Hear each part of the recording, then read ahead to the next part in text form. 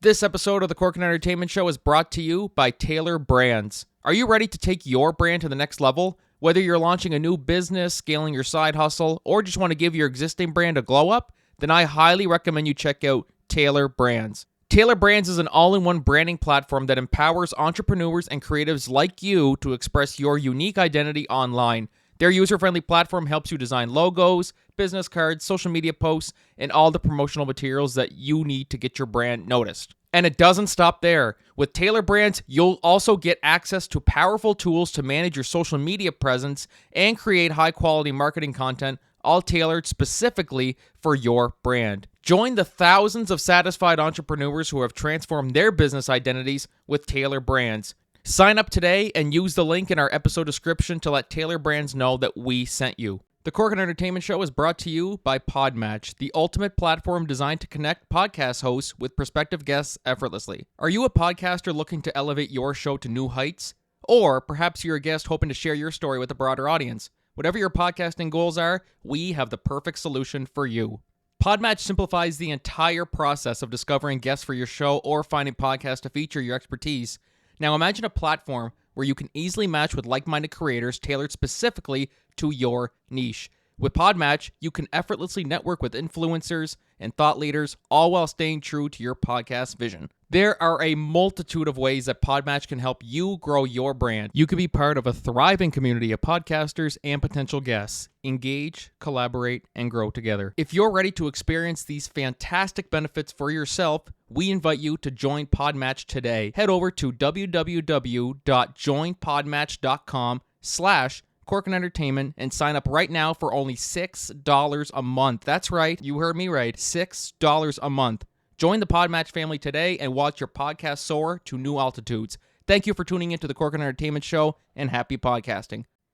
Hey, what's going on, everybody? Welcome to the Corkin Entertainment Show. I'm your host, Frankie Corcoran. What's going on today, guys? How we all doing? We all enjoying our holiday season so far? Did you all get your Christmas shopping done? All that good stuff? I guess there's not, well, I shouldn't say no rush because Christmas is coming in a few weeks, but hope all the Christmas shopping's going well and you guys have some nice plans for the holidays and everything. And yeah, so in terms of the podcast, so I just checked out, you guys may have saw on our social media, we just did Spotify Wrapped for 2024 and, kind of just went through everything that's happened this year. So just to let you guys know what's going on with the podcast from now. So we are going to be doing our season finale on December 24th, Boxing Day. And that also falls on a Tuesday as well, too. So we are going to take a little hiatus after that, and we will be back on January 7th. So we'll take a little bit of a break for New Year's and Christmas and all stuff like that. They just get real busy. So and we will be back with season 4. That is wild to say that season 4 of the Corkin Entertainment Show is coming. Crazy stuff. Thank you to everybody for listening and all that good stuff, and for help keeping me going. This podcast is a lot of fun to do. And also, we have a new little ad at the start for Taylor Brands, of course. Taylor Brands was really, really good in helping me get my logos and stuff like that for Corkin Entertainment and for the podcast.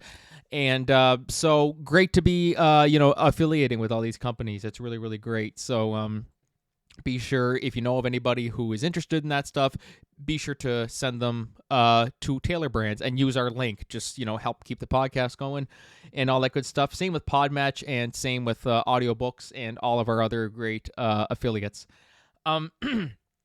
So anyways, guys, moving on with the podcast today, my guest is a very, very enthusiastic and optimistic guy. This guy's fantastic. Aaron Ryan, he's an author, voiceover artist, and he's just one of the nicest guys that I've ever had the pleasure of interviewing on the podcast. We talk about a lot of things, the writing as a whole and working in the industry, in literature and all that stuff like that. Great conversation, and was a blast chatting with him. So feel free to enjoy that conversation. Go to authoraaronryan.com. You guys can keep up to date with all of his projects and stuff like that on there. And later in the show, I want to give my thoughts on whether are we going to see Hugh Jackman back as Wolverine, because all these Facebook posts and stuff like that of these uh, non-reputable sources who keep saying that we are going to see him back. Are we actually going to see him back? Well, I'm going to give my thoughts on that. And Mufasa the Lion King versus Sonic the Hedgehog 3. What's going to do better, critic-wise, audience-wise, box office-wise, and just what one am I looking forward to the most? Those are the two biggest December films probably this year. They both release on December 20th, so... anyways, yeah, I'll give my thoughts on that. And without further ado, guys, just sit back, relax, and enjoy the podcast today.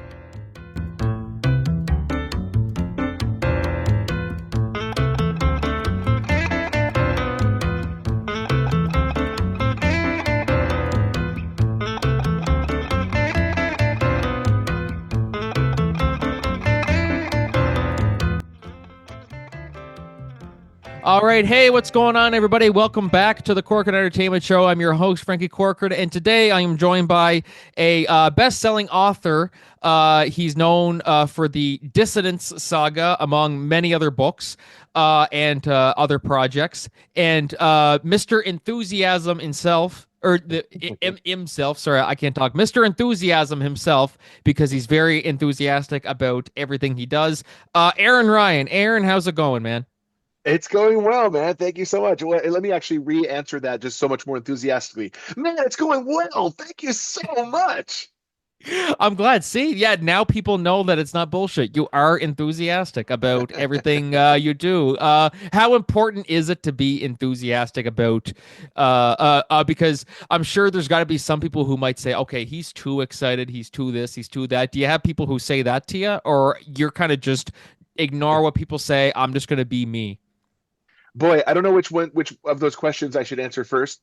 I think if you're too enthusiastic, people think there's maybe some element of you're a little disingenuous, right? You have to be careful because maybe you're just going to be that puppy that ends up peeing all over the floor and like don't get them too excited. But I think enthusiasm, one of the best bits of advice I was ever given was, and I wish I could remember who this was a fellow author. And she said, if you want to find out the best way to be a marketer, don't market. Be an enthusiast. Marketing, people love to buy, they hate to be sold. Marketing is trying to get them to be sold. Whereas if you're just simply describing what you do, provide, are, offer, whatever, enthusiastically, enthusiasm is so much easier to hitch your wagon to, and people will jump on board that soul train. They'll be excited with you, enthusiastic with you. Well, that's good. That's good too, because yeah, you said it best too. If you're too nice, it comes off as disingenuous. So that's why Yeah. it's good to, just be yourself. Don't force it or anything too. Like that's what you want with people.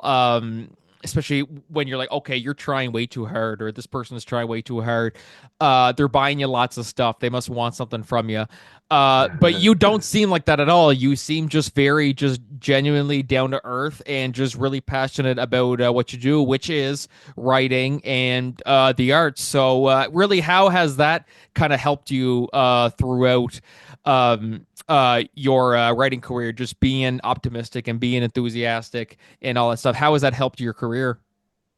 I think that's been indispensable, quite frankly. So if you are an author, an entrepreneur, I'm not going to say just author. I don't want to limit it to that. But anybody who is an entrepreneur or who is pursuing something, some dream that they want to offer to people or see realized or whatever, enthusiasm is so critical to that because there are so many moments of punctuated downtime, depression, setbacks, bumps in the road that you have to deal with.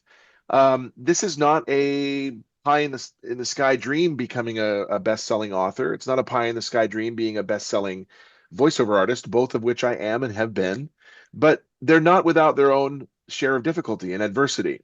You're going to have the negative review. You're going to have the lack of sales. On the voiceover side, you're going to have someone who needs you to redo an entire script or got to do a directed session and they're just you've done it according to what they wanted you to do, but now they want a different take and you're like, You didn't pay for this. You have to deal with all that adversity and just kind of weather it, adapt and overcome. And the best way to do that is through enthusiasm. Like, you know what? It's going to be okay. I can do this. Here we go. And then you start over and you do it right. And you just deal with it. It's adapting and overcoming. That's so funny too when you say about having to redo whole takes and stuff like that. Are you I think it's always that can sometimes be a good thing in regards to they want the best product that they can get. But then, of course, there always is the, my God, like, do we really have to do this all over again? Like, are Yeah. you more quality over quantity? Like, are you more so just, just keep on doing it, do whatever it takes? Like, how do you see that? So quality is so important. I mean, honestly, 100%. you basically can do as much work as you can and churn out as much work as you can.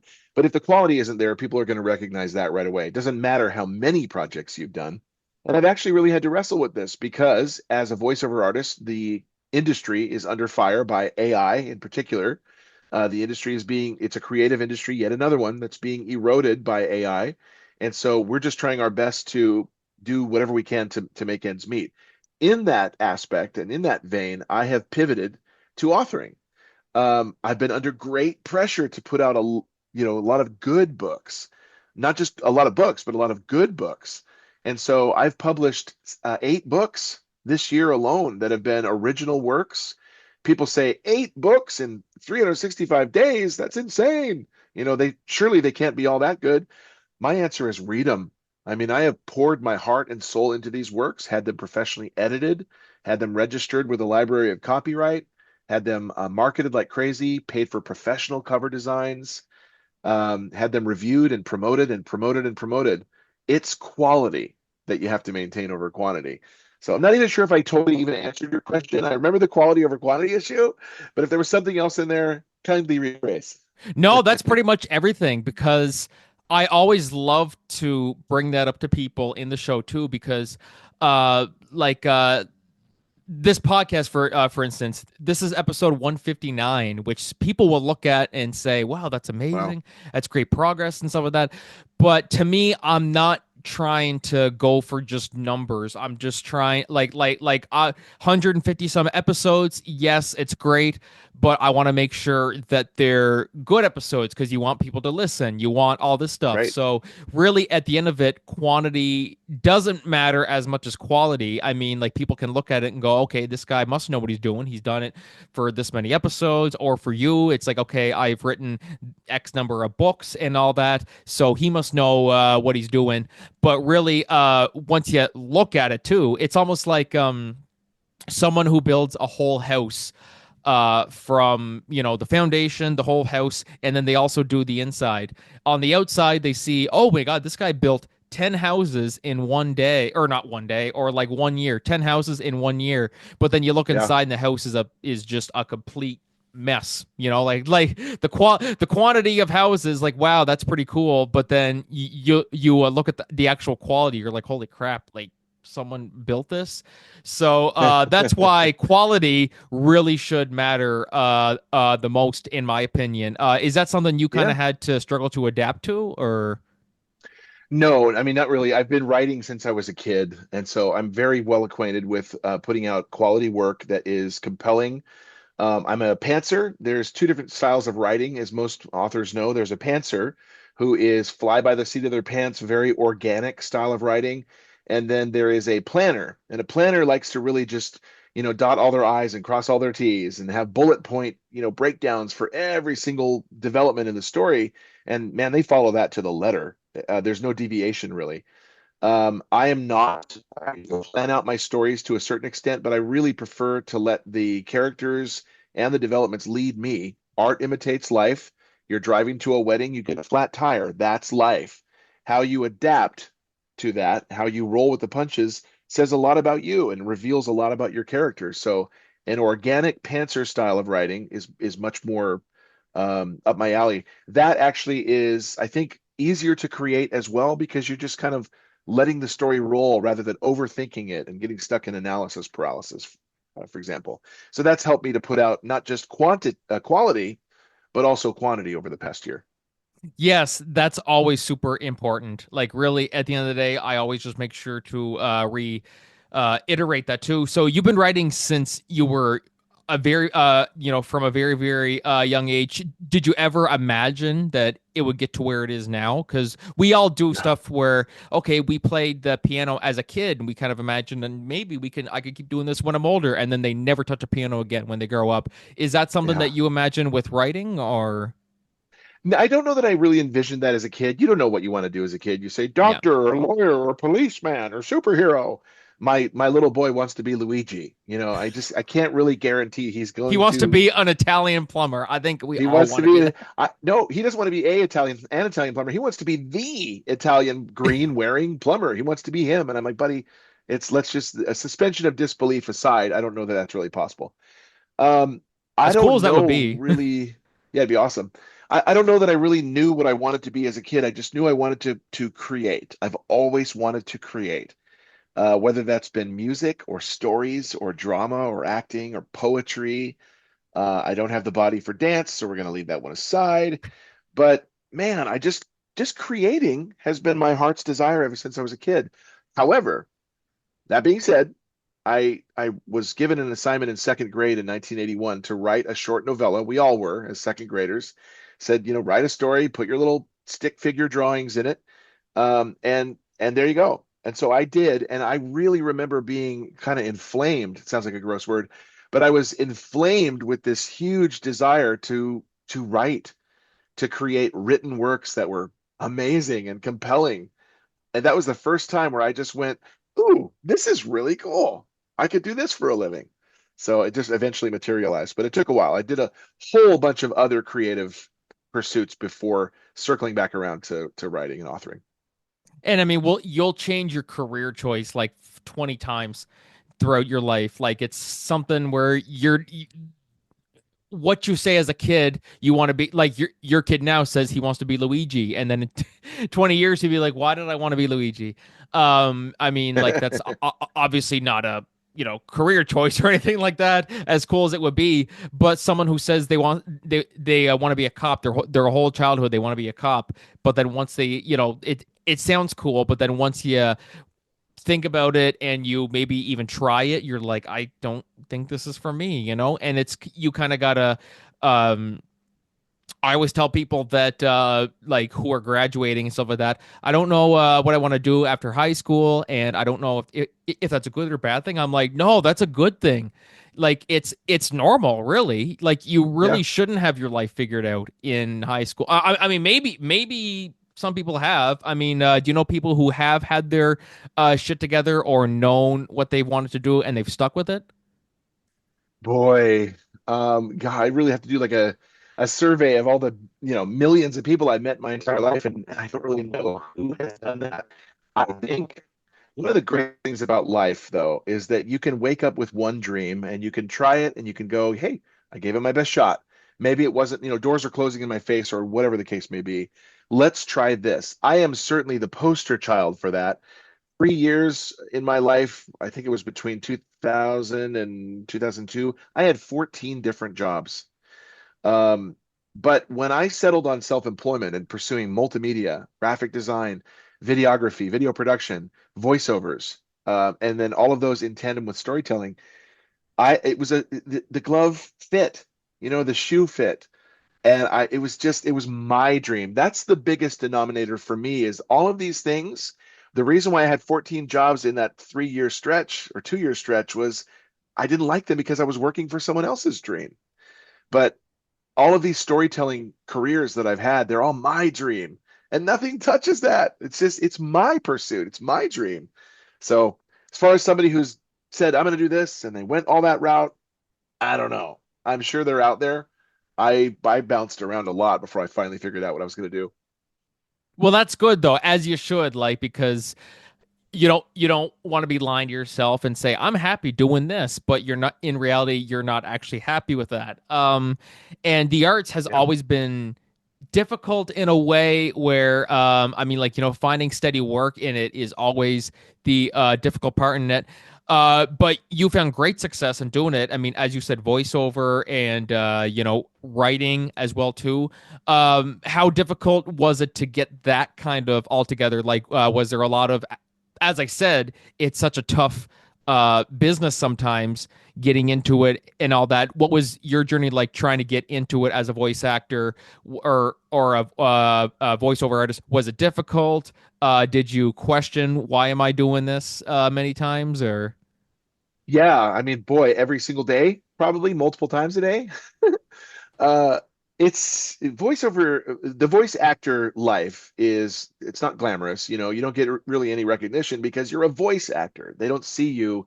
You're not on screen, so no one's going to know that's you that actually voiced that unless you stop and assume this voice and talk to them in this voice. And then, hey, you sound like that one guy. Well, I am that one guy. Yeah, that's me. Um, yeah, so it's not very glamorous that way. I prefer it that way though because I'm much more of a behind the scenes guy and I'm a behind the scenes author as well. So that authoring is behind the scenes and voiceovers is behind the scenes. I prefer it that way. However, voiceovers really isn't hard to do, and it's not hard to break into either. People assume that they can get into voiceovers by just simply quote having a good voice end quote. And I've been told that they say, "Hey, Aaron, how do I get into voiceovers? I've been told I have a good voice." My answer is, so it has very little to do with your voice. It really does. It has everything to do with tenacity, rolling with the punches, dealing with rejection, because you're going to audition like crazy. It has everything to do with business sense and business aptitude and acumen. It has everything to do with perseverance and goal setting and goal tracking and scheduling and just auditioning like a pro. I am very driven. I always have been since a little boy. So what I do as a voiceover artist is different from what a lot of the newbie spring chicken voiceover artist wannabes will do. I'm utterly committed. I'm auditioning all the time. I'm marketing. I'm sticking to it. Same thing with authoring. So it has very little to do with just kind of your thinking, oh, I have a good voice and I can do voiceovers. It requires a lot more. As with any entrepreneurial pursuit, it requires a whole lot more mindset from you. Dedication, determination. I know people will say too that, oh, I don't have the look for it. And sometimes maybe it'd be like, yeah, like that's kind of how the industry can be if you're acting on screen. The Yeah. character is 6'4" and you're 5'4", and it is what it is. Yep. I think voiceover though, I think is a little bit more lenient on that because I mean, luckily you don't actually have to look how the character looks. I mean, like yeah, Yeah. like someone voicing like Vegeta or Goku or someone off Dragon Ball, you don't have to look like them. As much as we all wish we could look like them, like it is a lot to that'd be a lot of work.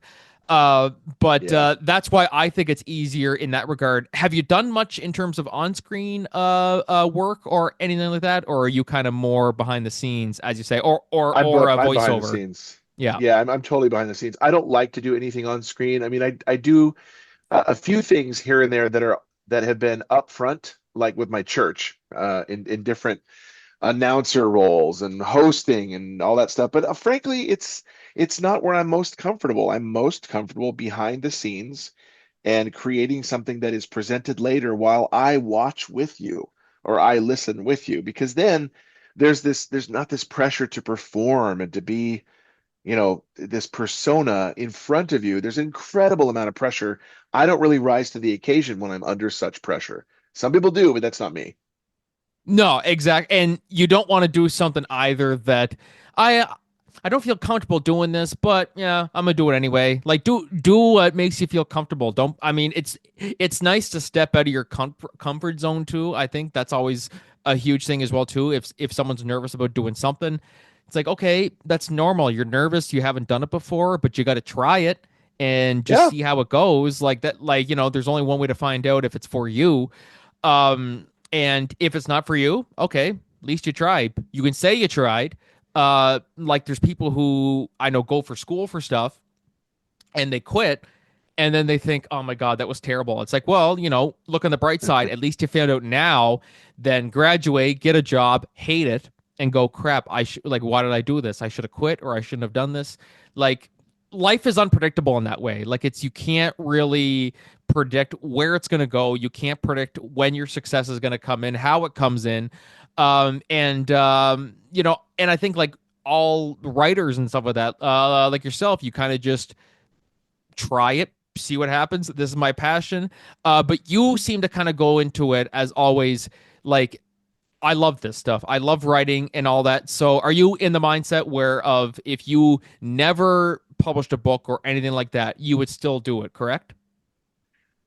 So yeah, boy, that's a really hard question to answer because right now the answer is ultimately yes. Writers write for themselves. Writers write stories that appeal to themselves and fulfill and scratch an itch on seeing something come to life that is a beautiful story representative of your dreams and goals and passions and visions and all that stuff.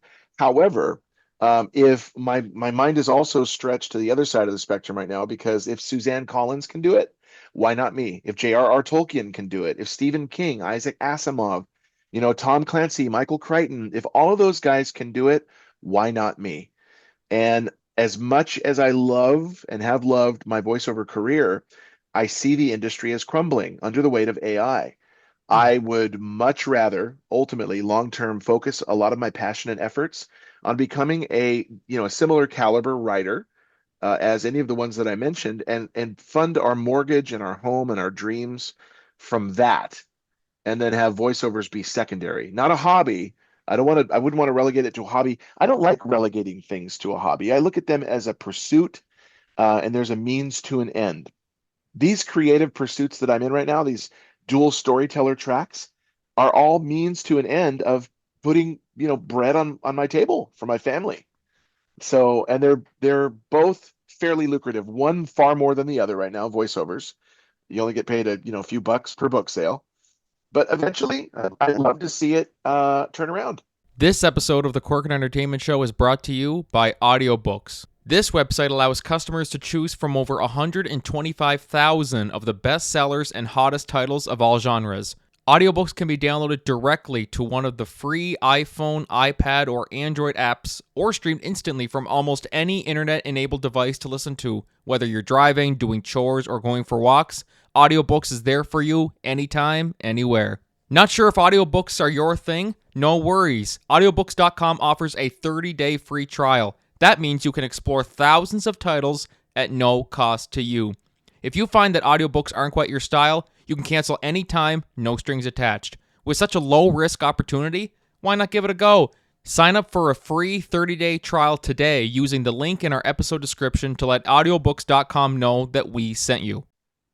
And I think it will. Like I think it's something that, like, even podcasts and stuff, podcasts and audiobooks and stuff, everything's digital now, where it's you don't see many people going to the movie theater anymore to watch some things. It's okay, it's just some of it goes straight to streaming. Yeah. Audiobooks, radio, stuff like that, people will use podcasting, or they'll use audiobooks. Like, it's a different world that we live in now too, and so I think that's also impacted it a lot. Where, I mean, as we said, movie theaters, not many people go to movie theaters anymore. I mean, there's still people who see it, and I still like going to the theater, but there's not as big of crowds there as there once was. Like, they used to be packed and this and that, and then nowadays with streaming and some movies just go straight to Netflix or Disney Plus, there isn't that anymore. And so I think that's why there's certain things where just a new age we're in, and it's just a matter of how we we make the most of it, I guess. Like, it's Yeah. it's kind of a difficult it's difficult to adjust, I think, absolutely. And I mean, luckily you found great success in what you're doing as well, so that's awesome. um do you ever think about, like, long term? Because here's something that some people always say too. They're like, what if this goes south? What if this goes here? What if that goes there? Are you always the type of person to think about what if this happens, what if that happens, or do you just go through and whatever happens, happens? Like, we have a writer strike, we have AIs coming in here, and it's taking people's jobs away, writing jobs and all that. Do you think much about that, or just No, keep on all the going? time. Yeah. all the time. I mean, right now it is my heart's desire to see authoring just propel, I mean, skyward. I am such a staunch believer in what I wrote. The Dissonance Hexalogy is 6 books.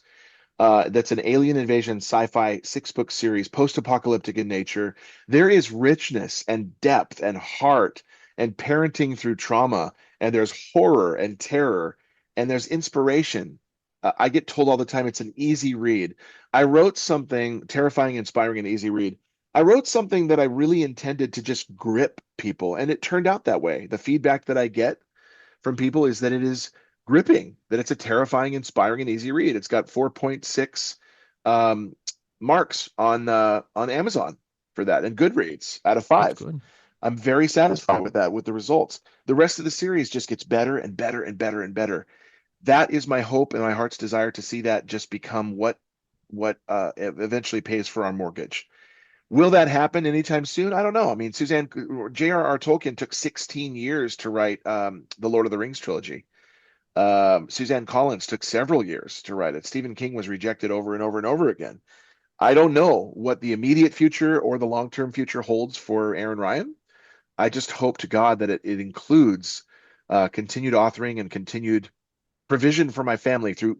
I hope that it includes, and I'm sure that it will, continued provision for my family through Hamley. What's that? Is that like a Hamley. slice of meat that To keep food on the I'm table. married That's to? what you. That was rather weird. Um, Ultimately, I would love to be able to provide for my family and pay for our mortgage and all of that stuff through creative pursuits. The top one being authoring. That's my goal. That's my drive. Yeah, that's the main thing, and it's different for everyone too. Like we always go back to the story of Harrison Ford was a carpenter when he was 30 years old. J.K. Yeah. Rowling, all the stuff that she went through throughout her life. People can say what they want about her for her beliefs and stuff like that. I know she gets a lot of heat for that, but you got to admire where the woman started versus where she ended up. The best-selling book of all time. Like that's insane. Her upbringing and all that was absolutely wild to read about. Um, Yeah. and I think it's just it's good to think about the future, of course, because okay, how am I going to pay for this? How am I going to pay for that? My kid's going to school, and all that. And like you have young kids too. How old are your kids now?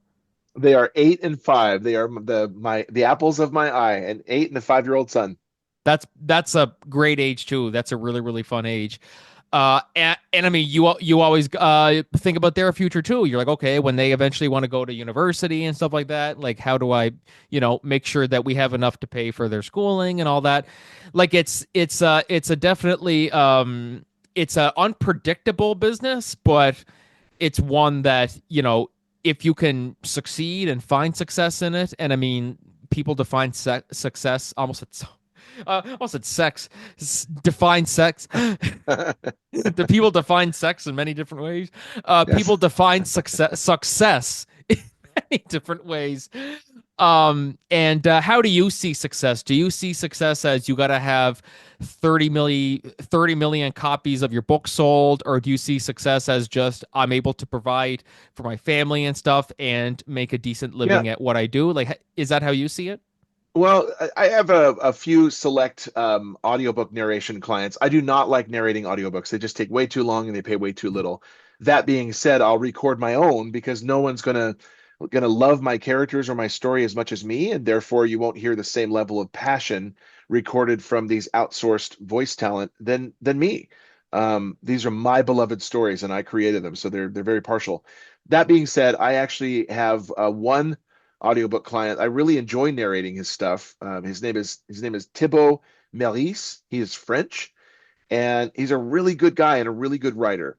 One of the things he said in his book that I will never forget was success is not a destination. Success is a journey.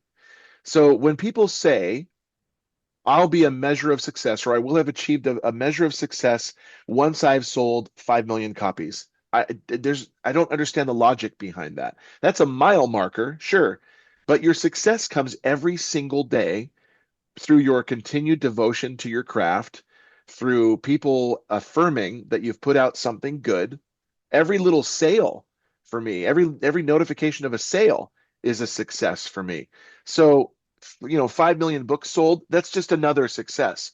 But that is not the epitome of success or the pinnacle of success or the definition of success for me. The definition of success is just continuing to nose to the grindstone, work towards your dreams, follow your goals, set everything that you need to in place to get to those goals, and just keep at it. That's the definition of success. It's a journey. That's perfect. That's exactly how I see it too. You don't got to be rich and famous. You don't have to have a big mansion. You don't have to have, a yacht and all the stuff like that. Just you're making a name for yourself. You're doing the best you can. You might not be J.K. Rowling, but guess what? The way I see it, anybody who goes in saying like and like comparing themselves to, well, J.K. Rowling did this and then you're setting yourself up for failure because when you don't have those things, it's Yeah. immediately your mind goes to, well, I failed. Like Yep. it is what it is, You're and not her or him. yes, exactly, and that's something that I always say a lot, and people might think, oh, I've heard that a million times, but it's so true because It's so true. comparison is so bad. You keep comparing yourself to others and to their journey. You got to have your own journey because you're Yeah. just going to drive yourself nuts and you're going to lose sight of what's important of just Yep. like, what do you want to do? Do you want to be successful for yourself or do you want to be just a ripoff of J.K. Rowling, like, Right. and just do a I have to Perry Hodder, I don't know, like whatever, like just a Harry Potter. complete Perry Hodder. Yeah. Just a complete, mirror version of Harry Potter. Right. I have to share this quote. It's by Oscar Wilde, and it is one of the most formative quotes that you could really adopt for yourself as not just an author, not just a voiceover artist, but an entrepreneur or just in life itself. Oscar Wilde said, "Be yourself, everyone else is already taken." And so I can certainly nod to Tolkien in my books. I can certainly, do a tip of the hat or a nod through the sentence structure or a narrative flow, whatever, to Tolkien or any of other of my beloved authors. But if I'm going to cookie cutter mimic them all my way through and write stories that are just, boy, he really thinks he's Tolkien. They don't need another Tolkien. People don't need another Tolkien. They need you to be you for the sake of you. That's what makes you unique. Yeah, that's it right there. Be your own journey because then who knows if it takes off, people can look at your journey and they could be inspired by the too, but you can't go in thinking that's going to happen. You're going to make your own story. Millions of people are going to buy my book and hear my story and this and that. And if that's your definition of success, I think it's just setting up for failure. That's just how I see it. Yeah. I know, I mean, it might not be a recipe for failure, but it is if that's your goal. But and I mean, speaking of all your success and all that, what can you tell us about your books and where people can find them? There's of course the Dissonance Saga, and you've also written a children's book as well too recently, correct? Yeah, I have. Well, I have 8 and 5-year-old sons, and so I was telling my 8-year-old this story one night. It actually lulled him to sleep, so I don't know if that means it's boring or not, but we've read it several times with him awake and staying awake the whole time. So I'm assured that it's actually a hit. But I loved it. I just loved it when I told it to him. It really instilled a sense of peace, and I went, "Wow, Lord, that's amazing. That was an amazing story. I've got to note that down, and I've got to turn it into a kid's book." So I did. I just released that one. It's called The Ring of Truth. Before that, I released a 9/11 historical fiction thriller called Forecast, where a man living in 9/11 is struck by lightning. He's a weatherman, so of course he's struck by lightning. And then he's able to receive visuals slingshot around the sun from the future of future atrocities, but he needs to be near the person who's going to commit those atrocities so he can pick up on the wavelength of what they're about to do. It's kind of like Dead Zone meets Firestarter meets Unbreakable. At any event, he is able to completely cancel out and prevent 9/11. And how many of us would love that? But the Dissonance series is a 6-book saga that is loaded with thematic depth and heart and passion. I'm very proud of it. Volume 1 of Dissonance has been adapted for the screen and it's being pitched to streaming networks right now. So that's huge. And I can't wait to see something come of that. Where people can find me is they can go to authoraaronryan.com. I clarify that's not awful Aaron Ryan. Off That's the awful Aaron author, Ryan. yeah, authoraaronryan.com. And then they can go to the Dissonance site, which is basically either dissonancetheseries.com, but a way easier way to remember it is getthesebooks.com. They can simply go there. That takes you to the Dissonance series. They can also go to Sci-Fi Rye Guy, and that will take you straight to the author Aaron Ryan site. So those That's are the pretty three good. domains. Amazon too? Can they get it off Amazon? Yeah, I make so much more when they buy them direct, and I can sign them, just FYI. But yes, they are on Amazon in paperback, hardcover, Kindle, and Audible. They're also on Barnes and Noble, and the ebooks are all over the internet. Oh, okay, Amazon is the most popular one. I always make sure to plug books Yeah, for Amazon. Well, I mean, especially Christmas shopping. His books, guys, Dissonance Saga could be a good Christmas gift for you guys. And absolutely. definitely. So, Aaron, thank you so much for taking the time out of your busy life to come on down and chat. Great stuff to hear about what you're doing. Congratulations on all your success, and super Thank you. excited to see what comes next. Yeah, me too. Very excited. And I'm just being me because everyone else is already taken, right?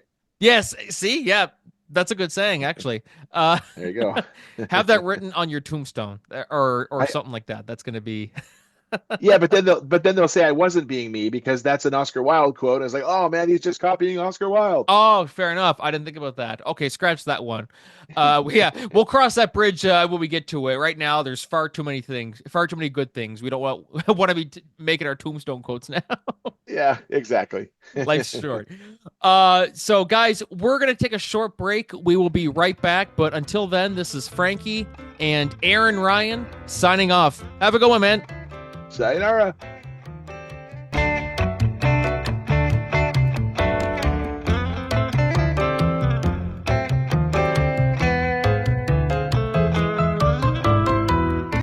Hey everybody, welcome back to the Corcoran Entertainment Show. I'm your host, Frankie Corcoran. That was me, and of course, the very, very enthusiastic Aaron Ryan. Terrific conversation, and love his energy.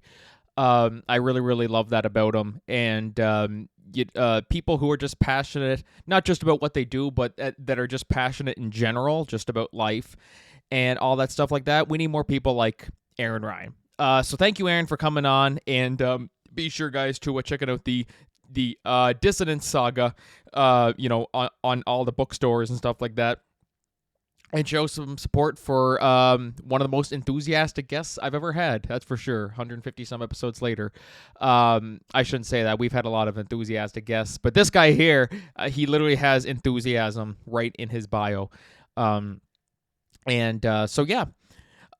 So I wanted to talk about something today that is kind of a little. I see it a lot on social media. I see it on Facebook. I see it on Instagram. I see it on X all the time. And to me, it's getting a little bit, maybe not out of hand, but it's one of those things where I'm like, why is this still like why is this being reported? People are seeing it and taking it as the truth. I'm of course talking about so you literally go on Facebook and a post will come up and say, confirmed, Hugh Jackman is returning as Wolverine for Avengers Secret Wars and Doomsday. And you literally see every post, and then they say, well, Deadpool and Wolverine 2 is in the works. Ryan Reynolds and Hugh Jackman confirmed to be returning, and this and that, blah, blah, blah, blah. Now, I've already given my thoughts on the Ryan Reynolds situation. I do think we're going to see him back as Deadpool in a Deadpool 4, and I think we'll also see him in Avengers Secret Wars and possibly Doomsday. To me, I think that's a no-brainer. I think we are going to see Ryan Reynolds back. It probably won't be next year, won't be the year after, but we'll see him in a Deadpool 4. Absolutely, I think we will. Hugh Jackman is another question. As to whether or not we could see him pop up again as Wolverine, there's been lots of speculation. And as I mentioned too, all these sites and stuff that are continuously reporting that Hugh Jackman is confirmed. We're going to see him in Secret Wars. They're making a Deadpool and Wolverine 2, and Hugh Jackman's coming back for that, blah, blah, blah. So I kind of wanted to just give my thoughts because, first off, one thing is for sure, people need to take those posts with a grain of salt. They're not accurate.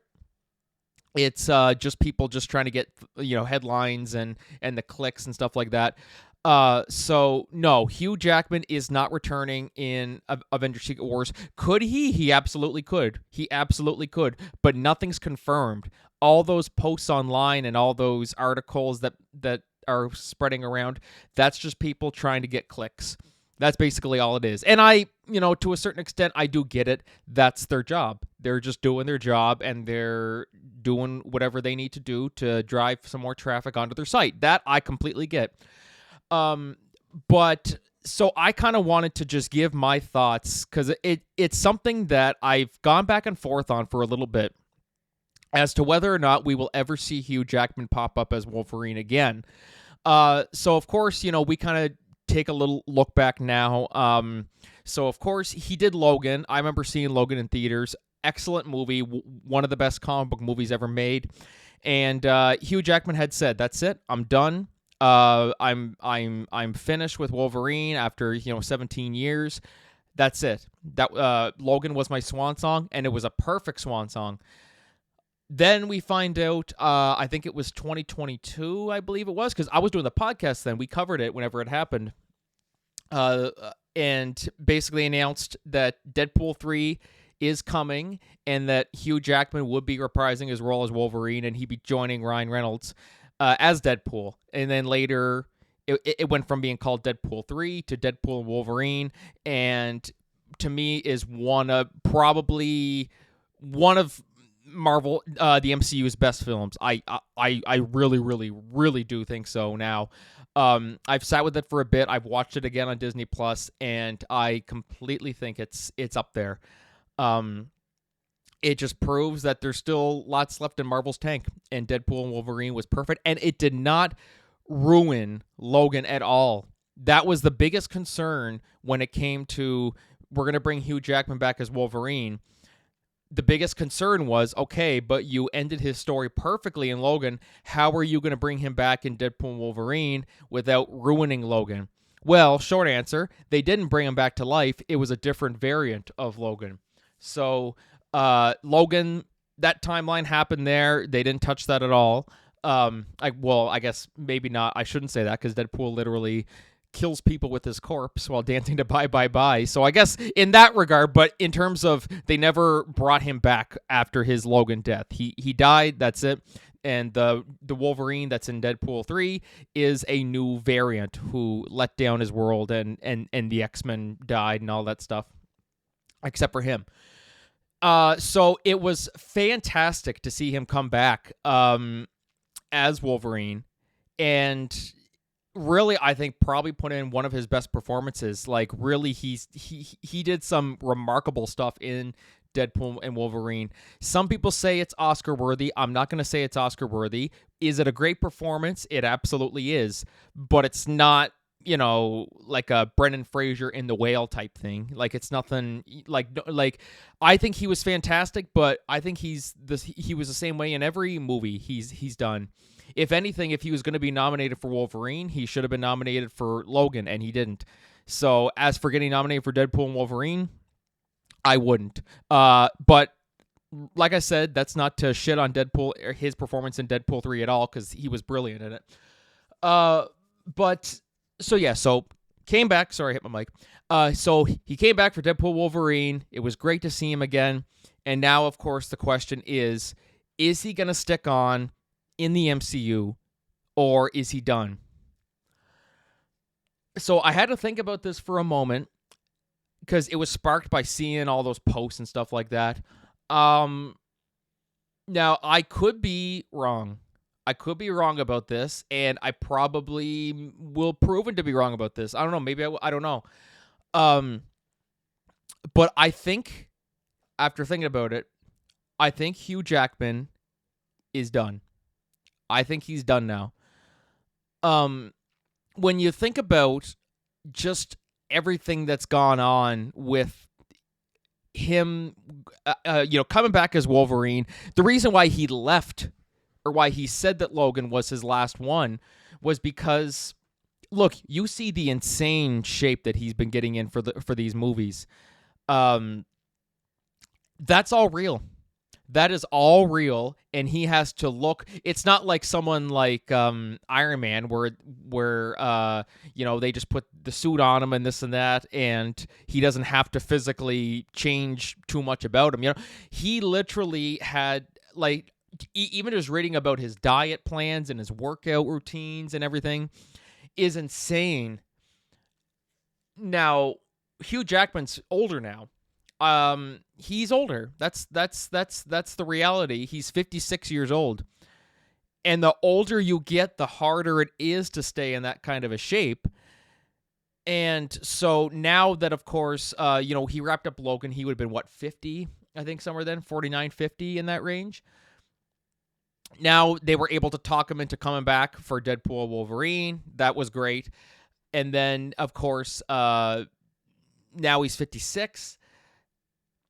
And I just don't see him wanting to commit, because if they basically started over now, where he's the MCU's Wolverine, and he's going to continue on going forward and stuff like that, that would take him into his 60s. And like I said, the older you get, the harder it is to stay in that shape. And me personally, I don't think he wants to do it. Now, like, I'm not saying this as someone who knows Hugh Jackman or anything like that. Just based on everything he said over the years, is just that, like, one of the reasons why Logan was initially his last one is because I don't want to live my life this way anymore. Doing all these crazy workouts, especially my age. I'm older now, and I don't want to be doing those types of dieting, or like that type of dieting and stuff like that. Now, the only exception, if they were to bring him back as Wolverine, I can see him wanting to come back as like an Old Man Logan character, where he doesn't have to get into that crazy type shape. That to me, I think, is the most likely.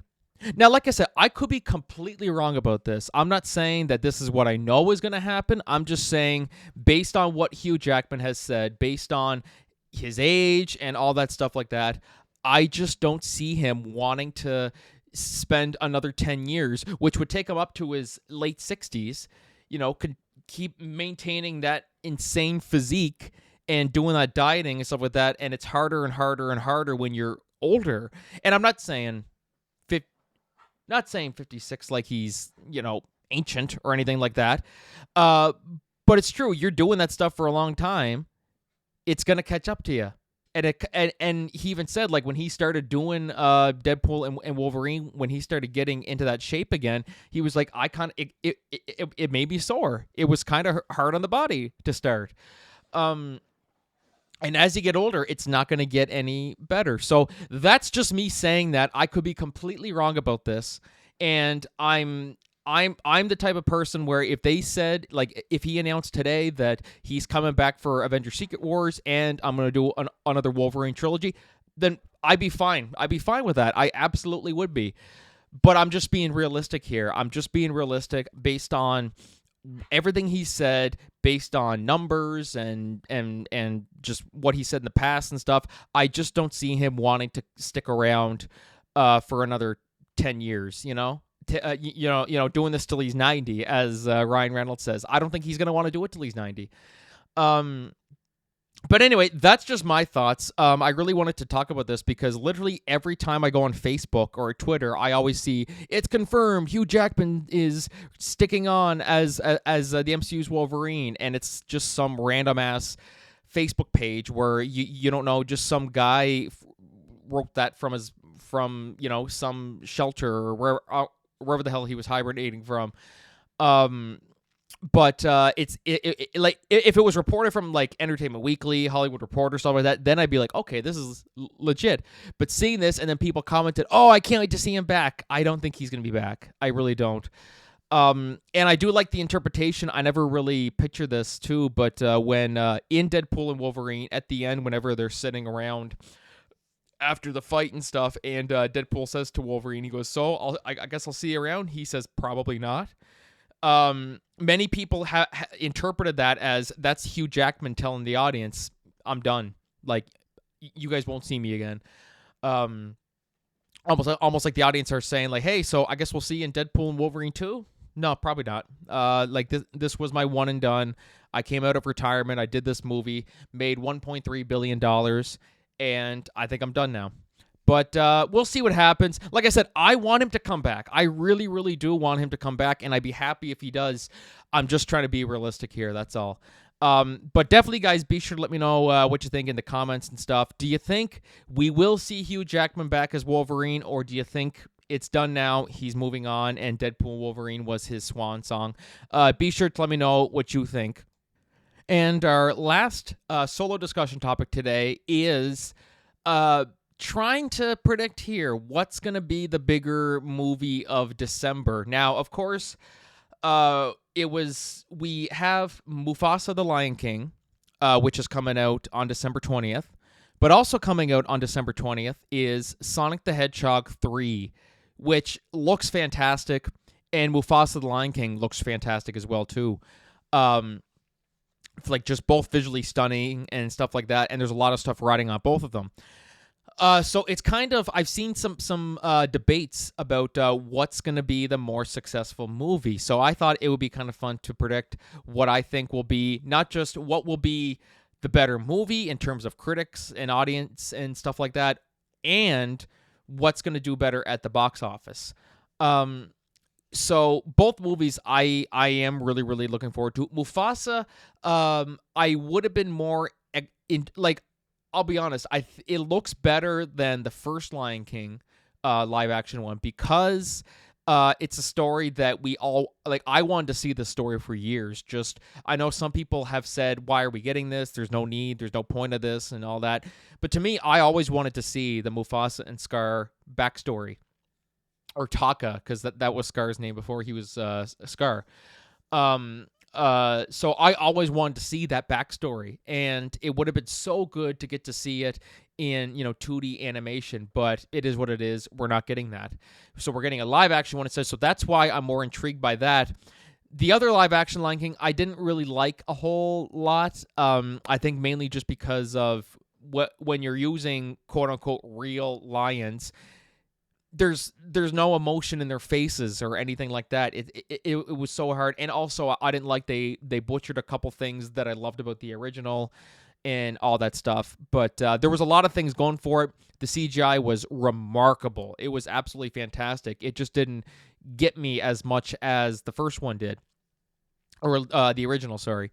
So I'm more excited for this one than I was for the live action, because the live action one this is literally just the same movie, but it's just they all look real instead of animated, Even though it is animated, the movie is animated. We say live action, but that's just because the whole thing's animated, the whole thing's CGI.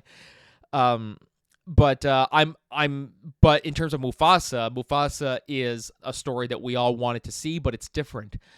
So we get to see how Mufasa became the king, how him and Scar or Taka became enemies and stuff, and then we're also going to get to see like what happened to their father and everything like that. So that's why I'm super excited to see it. Sonic 3 also looks fantastic. I know I hear some people saying it's going to hit $1 billion. I think there's a chance, but I don't think I'm leaning more towards I don't think it's going to hit $1 billion, but it has some things riding on it that could make it $1 billion film. But just in terms of the quality, Sonic 3 looks fantastic. I really, really liked the first Sonic movie, and the second one I liked not as much as the first one, but I still liked it nonetheless. I didn't see the Knuckles series yet on Paramount Plus. I still have to watch that. It's a miniseries. Knuckles is my favorite Sonic character, so I definitely still intend to watch that. But overall, yeah, I'm super stoked to see Sonic 3. And also Shadow the Hedgehog, like Keanu Reeves is coming to play Shadow. Like, that's match made in heaven. And Jim Carrey's back, because he wasn't even supposed to come back for this one. So I'm super excited to see him back as Robotnik in this one. But the question lies now, what's going to be the bigger hit at the box office and what's going to be more loved amongst critics and audiences. In terms of critical success, I'm going to put that on Sonic. I'm going to say Sonic is going to be better than Mufasa. Mainly because I look at how the first Lion King, the first CGI Lion King was received. And I mean, like, I compared the other Sonic movies versus the live action CGI Lion King. I think Sonic is the superior film. And the second Sonic as well is superior. So in that regard, I think Sonic 3 is going to be the better in terms of script and stuff like that, and story, and just a movie as a whole. Not that Mufasa won't be as good, but I'm just predicting what I think is going to be more of a hit. And then you look over at Mufasa, the other end. I think Mufasa is going to be the bigger smash hit at the box office. Is it going to hit $1 billion? I don't see it. It could. Like I don't want to say it won't and stuff like that. If I had to place money on it, I would bet that it wouldn't make $1 billion. I'd say maybe 800 at the most. And I think Sonic 2, like, same deal with Mufasa. I think it could be $1 billion film, but I just don't see it. I lean more towards Sonic making about $600 million, and I'm thinking Mufasa probably about 800 million, 900 million. It'll be close, I think. Because just think about all the families and stuff that are going to come see this. The parents are going to bring their kids and everything like that. Diehard fans of The Lion King are going to want to come and see it. So I think in that regard, it's going to be a huge smash hit. But a $1 billion film, I don't think so. And which one am I more excited for? Honestly, probably Mufasa, to be honest with you. Mainly just because, as I said, this is a movie that I've wanted to see for so long, and just to see the story told instead of just, people writing fan fictions online. And so, yeah, in that regard, I'm most excited for Mufasa the Lion King, just to see the story that I wanted to see for so long. And it's not exactly how I wanted to see it. As I said, I would have preferred if they did it instead of, they did that one Lion King 1.5. It was basically that Timon and Pumbaa. I like that, but I'm like, if I had to choose between that and maybe a Mufasa prequel, I would have chosen that. But anyway, it is what it is. Either way, I'm super stoked to see both these films. Whether they disappoint or they deliver, either way, it's going to be great. But I think in terms of critics and the quality of the film, that's going to go more towards Sonic. Mufasa the Lion King is going to be the bigger smash hit amongst audiences and stuff. And I think that, my most anticipated of them is Mufasa, just to see the story that I want to see for so long. And that's not to knock on Sonic 3 at all, because I've always wanted to see a live-action Sonic film and see Shadow in the flesh, which we're getting, and he's being voiced by Keanu Reeves. Like, there's so much about it that I think I just can't wait to see it. But anyways, be sure to let me know your thoughts, guys. What's going to be the bigger smash hit at the box office, Mufasa, or is it going to be Sonic the Hedgehog 3? Definitely be sure to let me know your thoughts. And so we're going to call it for the show there today, guys. I want to take a moment and thank my guest, Aaron Ryan. Be sure to check out The Dissonance. Be sure to check out The Dissonance, which is his, of course, sci-fi, dystopian, alien invasion quadrilogy, and a lot of his other books as well, too. And so thank you guys for listening to the show today, as you always do. Very, very appreciate it. If you know of anybody who wants to sign up for Taylor Brands or Podmatch and audiobooks and all stuff like that, please do, because it helps the podcast a lot and keeps us kicking around, and we can make this show even bigger and better than it was. So thank you guys so much. We will see you all next week, but until then, this is Frankie signing off. Have a great week, everybody.